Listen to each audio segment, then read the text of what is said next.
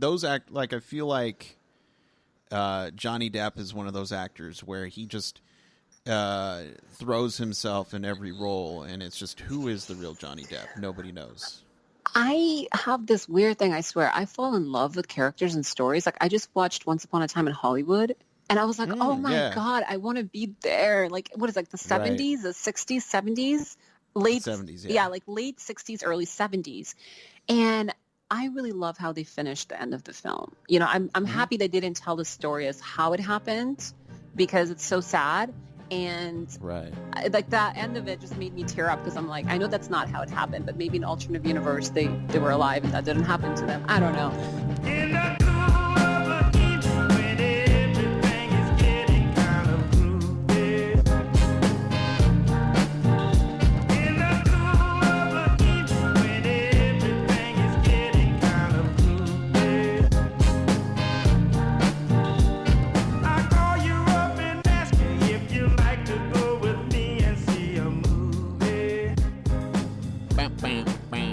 Welcome, everybody, to the podcast, Casting for Two. It is me, your host, as per usual, Chris. Welcome, everybody, to episode number 354. Great, wonderful guest today.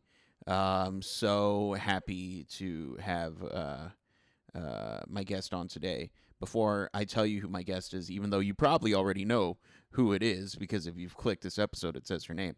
Of course, if you want to keep up with everything that I'm doing, follow me on Instagram and Twitter, both at Casting for Two. And if you like what you hear on any major platform that you listen to this podcast on, feel free to drop me a review.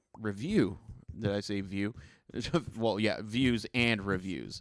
And yeah, those help out the show very much. But you know what? I'm done with all that dumb talk. Let's talk about my guest today. For today. Oh, I got mumbles in my mouth.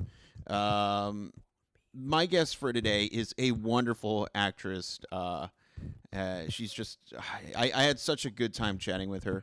Bahara Golestani is on the podcast, and she, her latest project that she can be seen in is, I don't know if you've heard of this little show called This Is Us.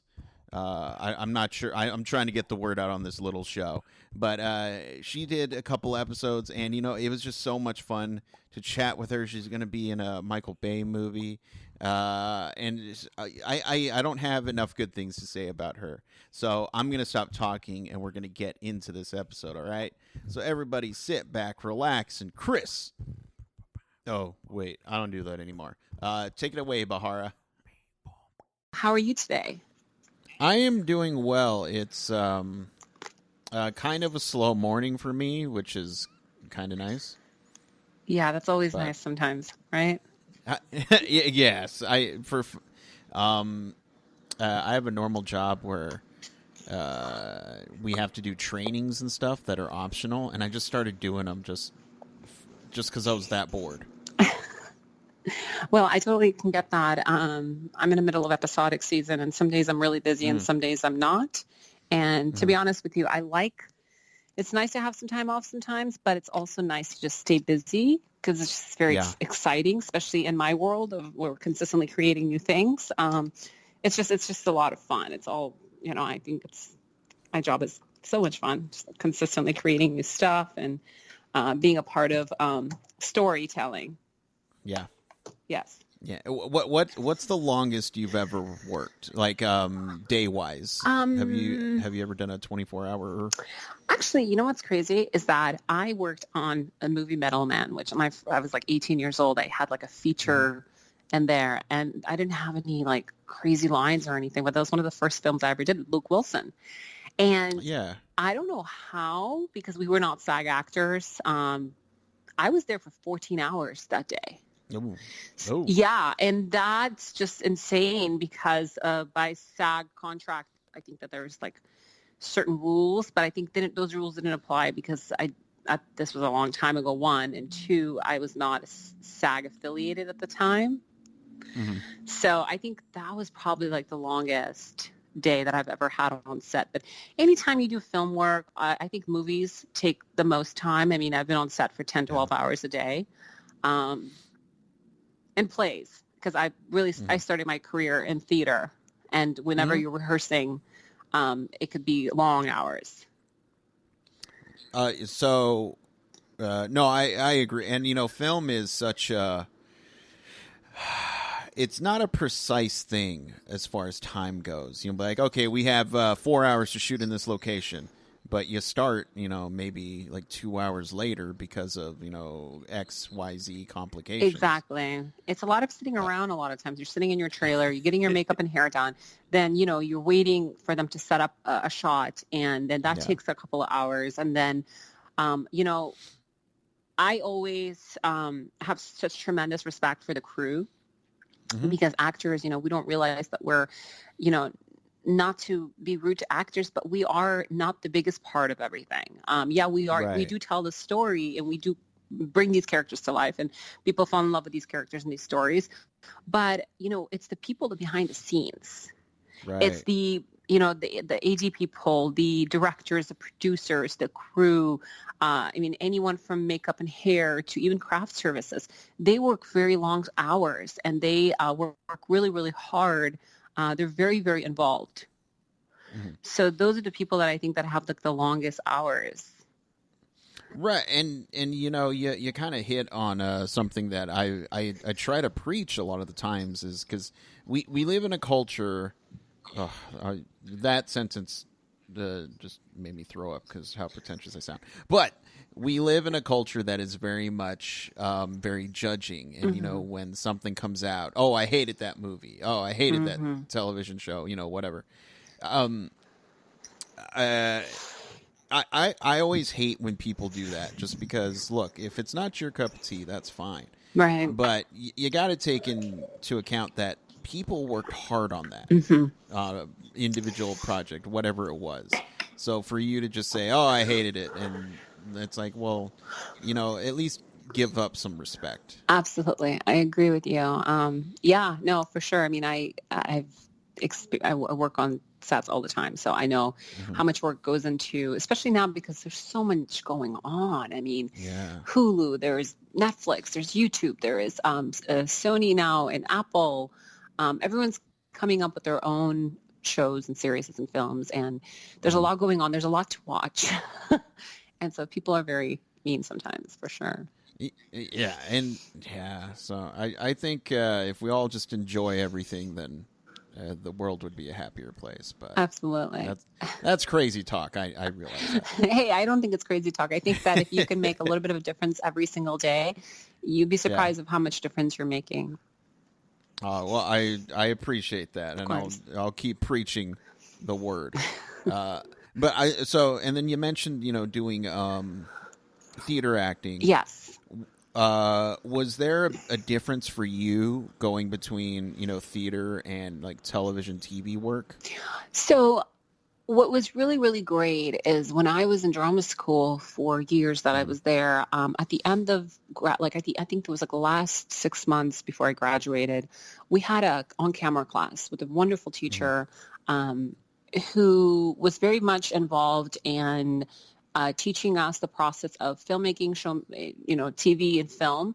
And what he would do is that we would take this class, we would be, the actors, but we would switch. So I think 2 weeks out of the semester, 3 weeks out of the semester, I was like I would hold the mic, I would do the sound, I would be the behind the scenes. So he really made us experience what it's like to be, the person in charge of every single thing. So you're not always the actor. And that really taught me a lot of lessons as far as what it's like for those people on the other side of the camera and what their job is like, holding the boom for hours, working with actors and just being on set. And also then 2 weeks or 3 weeks later, I'll be on the other side of the camera. So that gave me, to answer your question, that gave me a little bit of a window to what it's like to work on TV and film. But I'm so used to working on the stage and being loud and big and right. So projecting. Yes, I always say that it's easier to the actor down, meaning like bring the volume down, like make the, make it smaller than to make it bigger. And so that's why I think a lot of times when actors transition from theater to film or TV, they do really well because they understand what the inner life, what it requires, and how to work on character. And what you have to do is the camera is intimate. So you just have to bring it a little down. And I worked on that. I remember I was in class with Margie Haber, who I love and respect.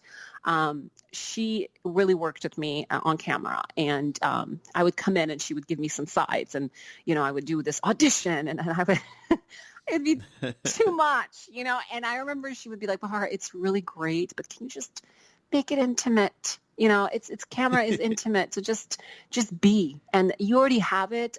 We don't need to see it. Like, it's already there. And so I think it's just habits. And then once you get the hang of it and you have that intimate relationship with the camera, then it becomes, a lot easier. I went to film school. Oh, wow. Years and years ago. But it was a film. There were two sides. There's the film and then there's the acting side. Mm-hmm. And every once in a while, they would pull film people to the acting side because they needed, extras or, people to say one line, get in, get out kind of stuff. Mm-hmm. And myself and my friend were chosen, and we were just sitting in the acting class, just kind of looking around, observing.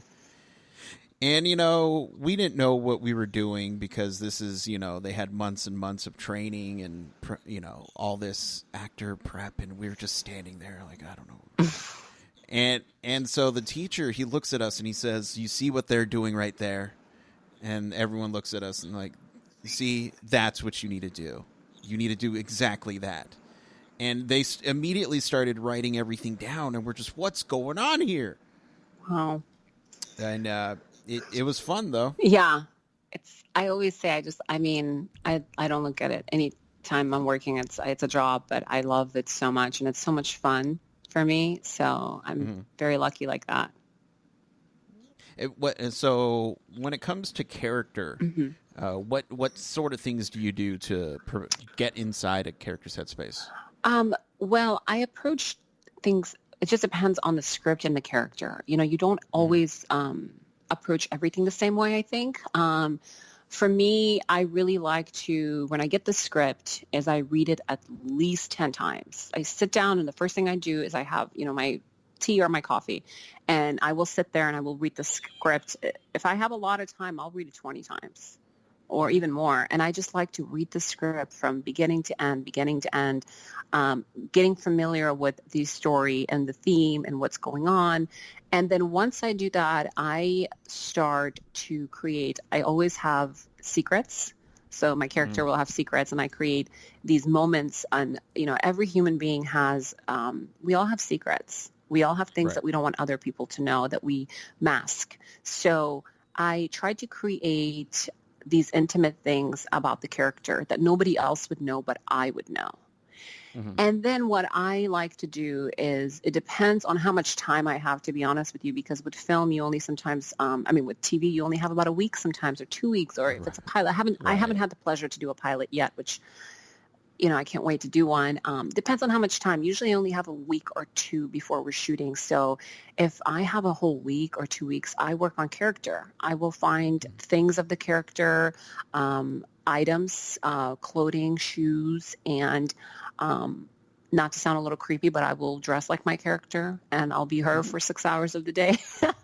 That's a habit that I've learned playing, working on plays. Anytime I would do like Arthur Miller or something, it's just hard to kind of, really relate to something from the 1950s. So the best way is to jump into the costume and the shoes and the items of the character. And so I tried to find these intimate things that really, for me, to be honest with you, every actor is different. For me, the moment that I put on that costume, or it could be something as like the character wears a hat or the hairstyle or the makeup, or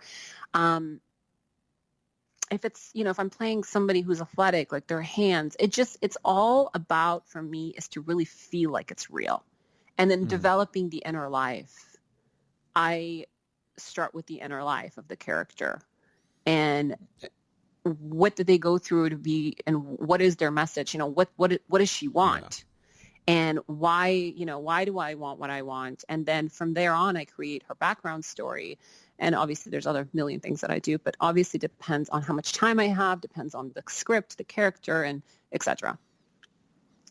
And, you mentioned, sometimes you don't have a lot of time and things like that. Yeah. Has there, and, actors love working, they need parts. Has there ever been a time when you're just like, I'm trying real hard to relate to this character, but it just wasn't you, or just something wasn't connecting? I think being non-judgmental. I think as actors, our job is to, play characters that other people, might judge and whatever. But for me is having a non-judgmental mind, having an open mind and a compassionate understanding. I think that really, really helps. And, I haven't had that happen to me yet where I feel like, right, I'm stuck. I'm sure that happens and maybe it will happen, but I haven't experienced that yet. But for me, really what work is walking into the world of this character and having an open mind and not judging the character or their circumstances and just trying to understand him, because your understanding leads to doing. Right. Exactly. When it's time to, that's a wrap, and that's the end of the character, the shooting experience, do you need to take a beat before saying goodbye to a character, or is it just boom, I'm back?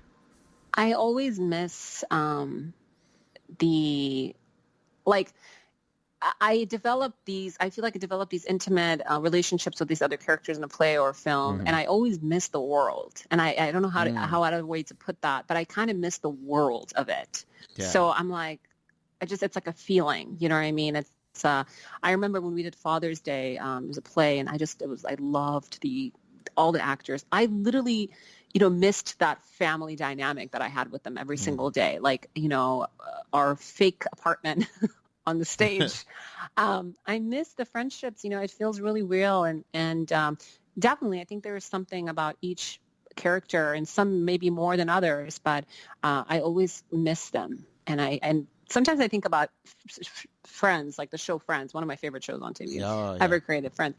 I always think like how hard it must have been for these actors to now, okay, go to the real world, go be Jennifer Aniston, because that has to be really hard. Yeah. So, yeah, I think it's hard. I think you definitely miss. I mean, I do.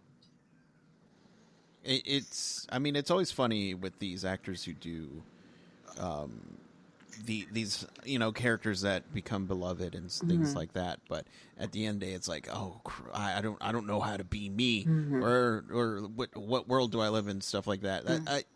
Those act like, I feel like Johnny Depp is one of those actors where he just throws himself in every role, and it's just, who is the real Johnny Depp? Nobody knows. I have this weird thing, I swear. I fall in love with characters and stories. Like, I just watched Once Upon a Time in Hollywood, and I was like, oh my God, I want to be there. Like, what is it, like the 70s, the 60s, 70s? Late 70s, yeah. Yeah, like late 60s, early 70s. And I really love how they finished the end of the film. I'm happy they didn't tell the story as how it happened, because it's so sad.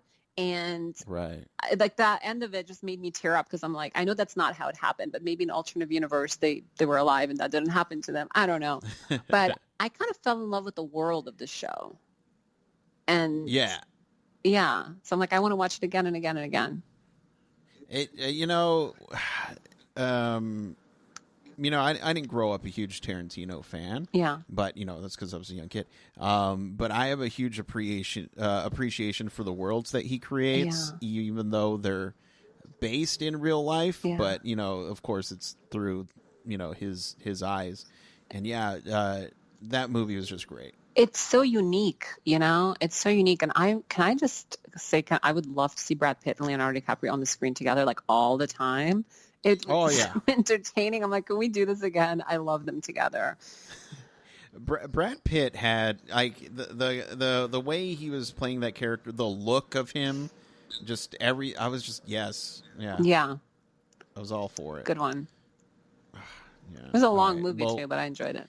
what was it? So when I was watching I don't think it was long, but there was definitely a couple in front of me, Mm-hmm. and it was an older couple, Mm-hmm. and the guy kept predicting the movie. Like he would be Oh telling God. his significant other what was going to happen, and of course, it never happened that way. So I was just kind of enjoying that aspect of he's still going, even though he's been wrong the entire time. Yeah, well, there's people like that at the movies. I think I've experienced that a couple of times. But as far as movies go, literally right before we started Mm-hmm. talking, a trailer came out for a movie that you're in. Yeah, it did, and they did an announcement December. Yeah. So that's really, really exciting. Michael Bay. Mm-hmm. I love Michael Bay. I'm a huge fan. And not to mention that this is one of the biggest projects Netflix has ever done. And I'm very, very honored and excited to be a part of it. Even though I'm not like, I'm a small part of it, it's still very, very exciting for me. But you were directed by Michael Bay, though. Yeah, so Okay. I was specifically... I'm just curious. Yes, of course. He was very involved with every detail. I was specifically chosen because of I speak 5 different languages. And I was specifically chosen to work on voice work for the film. I can't give away too much, but once you watch the film, you will understand of how much work went into this film. And the ensemble of actors from all walks of life. And I was able to portray multiple characters and speak multiple languages. And that was my first time working on such a massive project and doing so much, almost kind of like I wasn't exactly on set, but I was there. And it took a lot of time and a lot of effort from us, from the whole entire team, to make this happen. And I'm just so excited and can't wait for everyone to see it. I mean, for sure, I'm excited to see it. I've always liked the other work that he's done, like Pain and Gain and The Island, movies like that. Pain and Gain is one of my favorites. It's so funny. It's such a crazy movie, but it's so fun. Yeah. So one of the things I like to ask actors, of course, as far as characters go, what is a perfect role and or character? I've always wanted to play Lady Macbeth. I've played, I've done theater and I've played her on the stage. I've always thought that would be a character that I would love to play on film if they were to ever create a film. And then also I love like the Seagull, which is a Russian play from Chekhov. And there's a couple of characters in there that I love from the Seagull. And I know that nowadays they're recreating a lot of things on screen or TV, and that I think would be just such an exciting project to work on. And I think Lady Macbeth, for me personally, is just one of those characters that it's timeless. Okay, nice. No, I mean, it's for sure like a lot of strong character right there. Yeah, or on Broadway. I mean, I would love to do this on Broadway. You never know. That's such a dream of mine, honestly. It's kind of like I really connected with the character from the moment I read the play and I worked on it for a couple of months. I always knew in the back of my mind, I was like, one day, if it's on screen or on the stage, it doesn't matter. I'm going to be her. There we go. Yeah. Okay. And one of the things that I like on the podcast is a good horror story. Okay. Now, I love saying this. Nothing's more horrific than an audition. Yeah. And I'm wondering, do you have any audition horror stories? Okay, I'm going to say something that most people are probably not going to like me for. No, go right ahead. I love auditioning. Okay. I love it. How dare you? No. I swear, I'm not even, I swear, I just love auditioning. I love auditioning. I remember being in a class one time and everyone talked about how much they hated it and how nervous they were. And I just didn't even want to speak up and say anything. Yeah. I have one horror story. I had an audition for a show and I got the script the day before. And it was a big show, big casting director that I really respect and a show that I really admire. And it was about 4 pages of dialogue. And this character was like a politician. She spoke a certain way. She had a certain style. Her sentences were really, really long. And she was speaking about, someone, and she was in a courtroom. And I had like about maybe 10 hours before the audition. I was actually working on a commercial that day and I got the audition. I was really excited, but this was a lot of work and I did my best. But I was really nervous and I was kind of scared because even though I did my best, I just felt like I wasn't as prepared. For me, preparation is everything. Right. If I'm prepared, I feel confident. I walk in, I do my job and I feel good about it. I don't feel that I was prepared. So I walked in the audition room, loved the casting director, really respect them. And I was just like, okay, this is exciting. I froze. I didn't ever stopped. I went through the lines, but I was stuck on the page so much. And then I kind of froze in the middle. And, but they were so nice. They were just so nice. And they smiled. They were like, that's great. No problem. They let me do it again. I didn't get the job. But they were so kind, even though I had this horrific experience. They were very understanding, and that was really sweet, even though I didn't get the job. Right. So I think that's one of them, yeah. Yeah, at that moment when you pause in your head, is it like, oh, well, I'm not getting this? Oh, I sweat really badly when I'm nervous. I walked out of that room and I was like, oh my God, I need to go home and take a shower. Gross. But yeah, I was just really nervous because I don't like walking in and wasting someone's time, Yeah. Especially when they're trying to do their job and cast such a big character for a big show. I hate that. I hate, you should be prepared. You walk in and do your best and always be prepared. So I think it was a combination for me. It wasn't just about me. It was about, I don't like wasting people's time. And I didn't like the fact that I walked in there and I wasn't fully prepared. So I was just feeling really guilty. And then I got nervous and I started sweating and it wasn't a pretty look. Well, I want to go back to the whole I like auditioning thing that you said. First of all, I've never heard somebody say that, and I appreciate that. I'm just being honest. But the funny thing, I get it. I totally get it. Whenever there's like we need somebody to do this, and everyone's I don't want to do it. Like I'll raise my hand. I'll do it. I'll be the guinea pig. Send me up there. I don't care. Let's do this. So I totally get that whole. Well, idea of it. I feel like, okay, as an actor, I, will have a couple of weeks where I haven't worked on anything and I'm like, I need material. And so for me, whenever I audition, I would love to audition every single day, is that it's an opportunity for me to act and perform and I have an audience. I have these amazing casting director who's watching me and the assistant who's taping me. And this is an opportunity for me to showcase my work.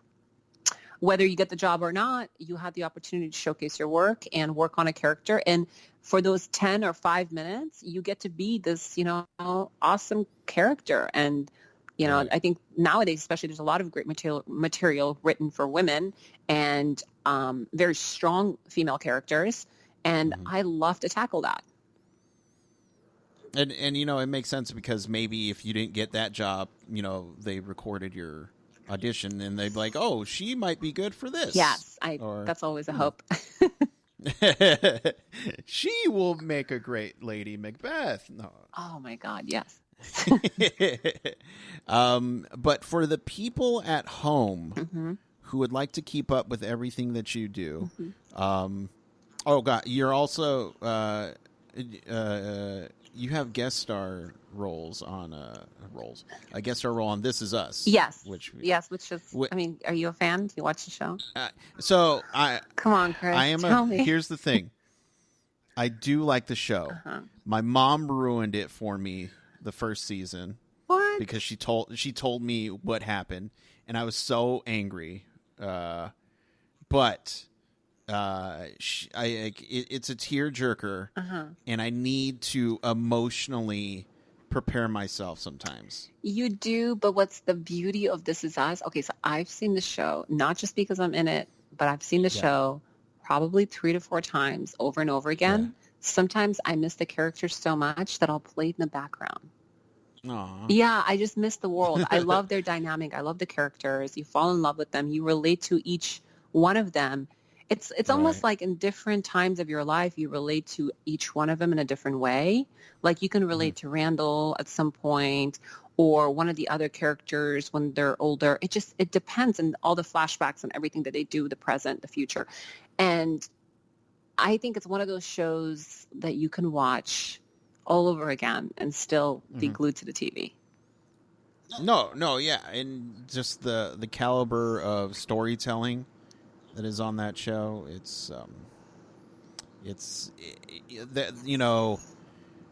A lot of people say that all the content is going to streaming platforms, like all the good content anyway. But you know what?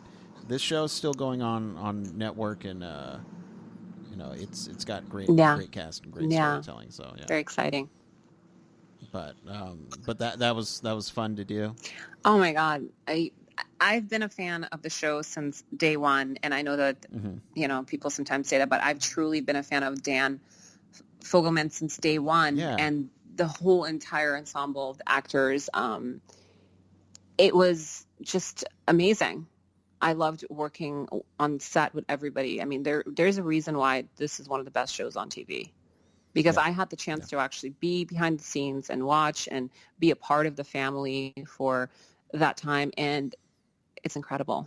It's very, very exciting. Definitely one of the highlights for me of my career. Well, there we go. Well, and it's not going to be the only. I feel you're going to have tons of more highlights. Thank you. I think so too. But again, for the people at home who want to keep up with everything that you do online, where can they follow you? So I am very active on Instagram. I just love Instagram. I mean, I have a Twitter account that I think that I need to get back on. I kind of got locked out. I lost my password. I'm one of those people.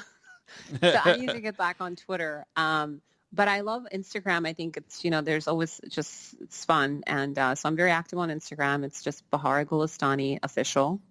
And I post all the time, and I'm very, very involved.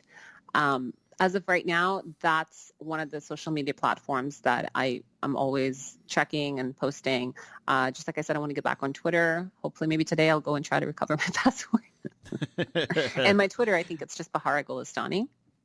Okay.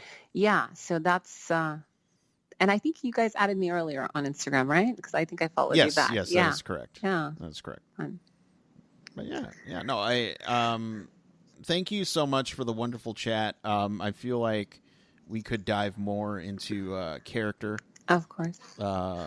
Because I love picking actors' brains about character, because it's always different and it's always fascinating to me. Yeah, and I love talking about it. So anytime. Well, good. You come back anytime you want. But for now, I'll let you go and relax, get your Twitter password. I'll let you do that. Thank you so much, Chris. I really appreciate it. This was a great conversation. I'm glad. But you have a good rest of the day. You too. Take care. Right. Bye. Bye-bye.